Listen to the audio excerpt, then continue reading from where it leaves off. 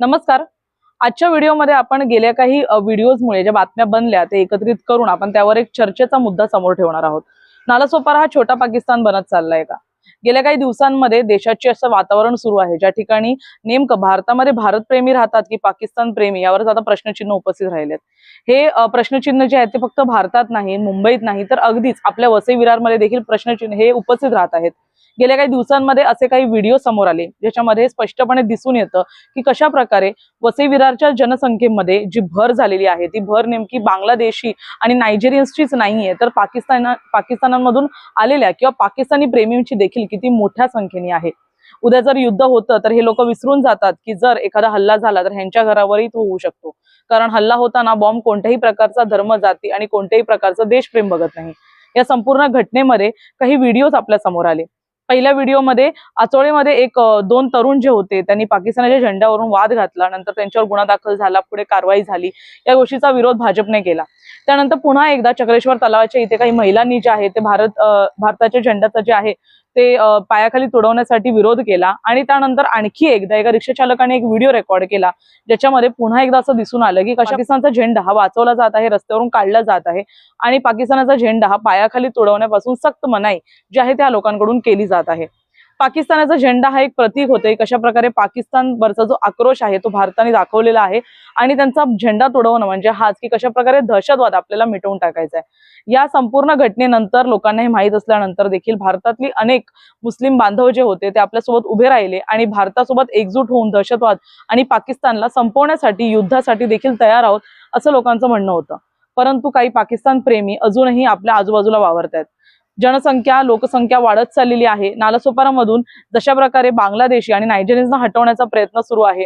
MD मोठ्या प्रमाणात जे आहे ते तस्करी वाढत चाललेली आहे. नेमकं एक कुठून येतंय, ह्याला भर कुठून मिळते? काय नालासोपारा वसई विरारमध्ये कोणतेही सुरक्षा दल नाहीये? आपले हायवे, आपल्या जे काही सीमा आहेत त्या खरंच इतक्या सोप्या आहेत का? ते कशा प्रकारे लांडल्या जात आहेत? नालासोपाऱ्यामधले संतोष भुवन, धानिव बाग यासारखे जे परिसर आहेत ते इतके गजबजलेले आहेत, तर नेमके इथून लोक येत आहेत कुठून?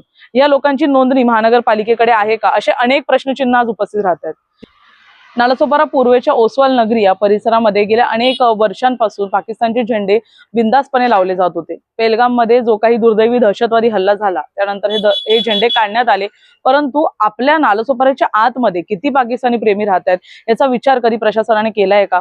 गेल्या अनेक वर्षांमध्ये जेव्हा वेगवेगळे सत्ताधारी होते तेव्हा अशा कोणत्याच घटना घडल्या नाही. परंतु सरकार बदलल्यानंतर वसई विरारची परिस्थिती बदलेल. खास करून नालासोपारा, संतोष भुवन, धानिव बाग, प्रगतीनगर या परिसरामध्ये जे काही चाललेलं आहे ते सगळं थांबेल अशी आशा कुठेतरी होती. परंतु रामनवमीमध्ये जे झालं, काही हिंदू मित्रांवरती अंडे फेकण्यात आले. त्यानंतर आता कुठेतरी पाकिस्तानी प्रेमी भरभरून बाहेर येत आहेत आणि कशा प्रकारे झेंडे काढून ते आपलं पाकिस्तान प्रेम हे दाखवत आहेत. या संपूर्ण घटनेमध्ये खरंच प्रशासन आणि आत्ताची सरकार ही यशस्वी आहे की फोल ठरली आहे, एक मोठा प्रश्नचिन्ह उपस्थित राहतोय. वसई विरार गेल्या अनेक वर्षांपासून दंगलींपासून सावध राहिलेला आहे. कोणत्याही जाती धर्मावरून या ठिकाणी वाद झालेले नाहीयेत. परंतु येणाऱ्या काळामध्ये जे काही घडलेलं आहे पेहलगाम मध्ये आणि देशामध्ये आता जे काही वातावरण चालू आहे, अगदी युद्धाची तयारी, त्याच्यामध्ये वसई विरार यापासून सुरक्षित राहील का? एक मोठा प्रश्नचिन्ह उपस्थित राहिलाय. त्याचबरोबर शेवटचा एक मुद्दा हा खूप महत्वाचा आहे, ते म्हणजे वसई विरार नालासोपारा याच्या आतमध्ये येताना खरंच कोणत्याही बांगलादेशीला किंवा पाकिस्तान्यांना किंवा नायजेरियन्सना कसलीच भीती राहिलेली नाहीये का? खरंच इकडचं पोलीस प्रशासन इतकं फेल ठरलेलं आहे आणि या सगळ्यांचा प्रश्नचिन्ह हे पोलीस प्रशासनावर का उचललं जात नाही हा एक मोठा प्रश्नचिन्ह आहे. महानगरपालिकेमध्ये किती लोकांची नोंदणी आहे? किती लोकांना सरकारने आतापर्यंत थांबवलंय? नालासोपाराकडे एका बाजूने असं म्हटलं जातं की वाढवण प्रकल्पानंतर वसई विरार आणि नालासोपाऱ्याचा चेहरा मोहरा बदलणार, पण आपण तो बदलताना बघतोच आहोत. कशा प्रकारे नालासोपाराचा छोटा पाकिस्तान होत चाललेला आहे हे आपण पाहत आहोत. जर आपल्या आजूबाजूला अशी कोणतीही घटना घडत असेल तर त्वरित ती रिपोर्ट करा, कारण अशा लोकांवर त्वरितच गुन्हे दाखल केले जात आहेत. पण खरंच या लोकांना त्याचा काही फायदा होतोय का? नालासोपारामध्ये आत्ताच्या घडीला सर्च ऑपरेशन, कोम्बिंग ऑपरेशन सुरू आहेत आणि यासाठी आता मुस्लिम समाजाने, त्यांच्या समितीने देखील शांतता ठेवण्याचं जे आहे ते आव्हान केलेलं आहे. इतका तणाव नालासोपारामध्ये असताना कोणच याकडे लक्ष देत नाहीये. नालासोपाराची परिस्थिती आता इतकी तापलेली आहे की त्याच्याकडे खरंच आपण दुर्लक्ष करतोय का? आणि का आणि कशासाठी, तो देखील एक मोठा प्रश्नचिन्ह उपस्थित राहिलाय.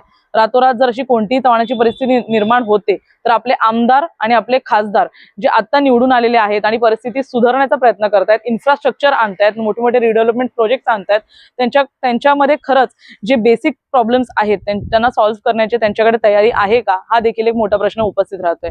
कमेंट्समध्ये आम्हाला नक्की कळवा की नालासोपाऱ्यामध्ये आणखी असं काय आहे जे बदललं पाहिजे, ज्याकडे आत्ताच्या आमदारांचा आणि सरकारचा दुर्लक्ष होतोय. धन्यवाद.